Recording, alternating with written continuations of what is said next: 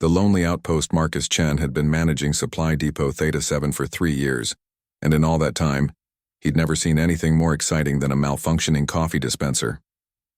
The remote mining station orbited a dead planet in the outer rim of human space, serving as a refueling stop for cargo haulers and survey ships.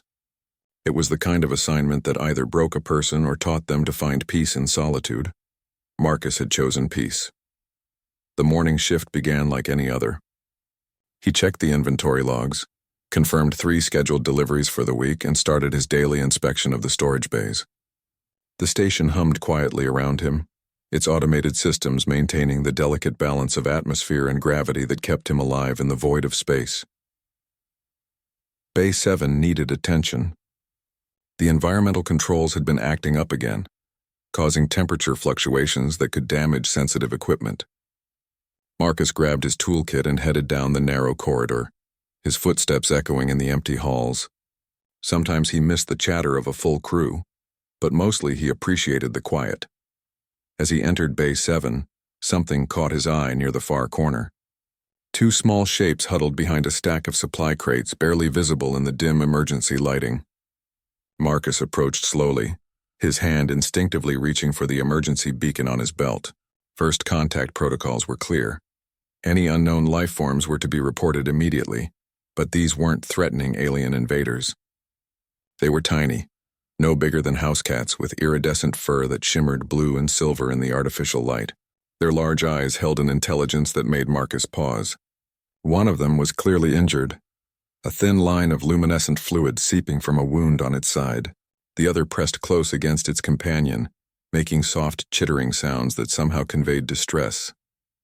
Marcus knelt down slowly, keeping his movements gentle and non-threatening. "Hey there, little ones. How did you get in here?"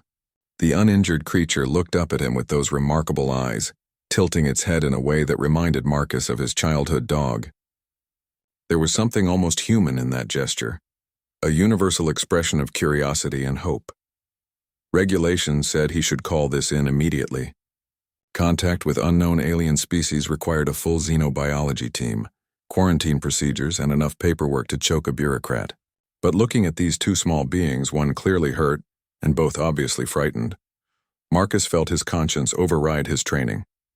He set down his toolkit and slowly extended his hand.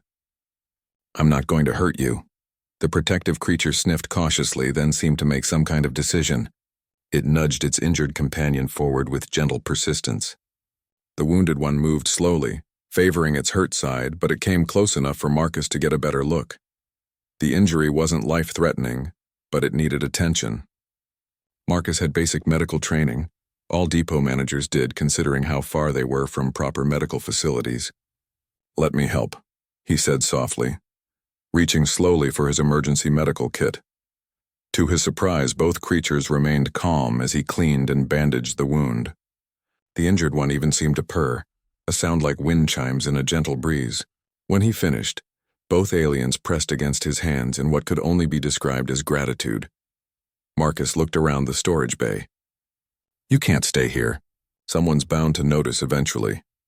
He thought for a moment, then made another decision that would have horrified his supervisors. "My quarters have better climate control, and nobody goes there but me." Over the next hour, Marcus carefully smuggled his new companions to his living space. He set up a comfortable area in the corner with blankets and pillows, then raided his food supplies to see what they might eat. They seemed particularly interested in the fruit rations, though they politely declined anything with artificial preservatives.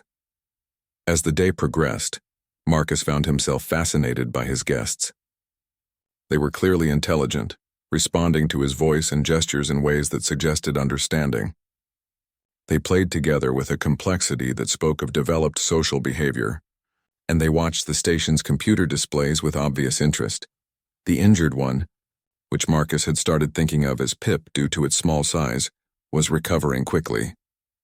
Too quickly, really. The wound was healing at a rate that should have been impossible. Its companion, larger and more boldly colored, had earned the name Spark for the way its fur seemed to generate tiny flashes of light when it was excited. By evening, Marcus had made another startling discovery.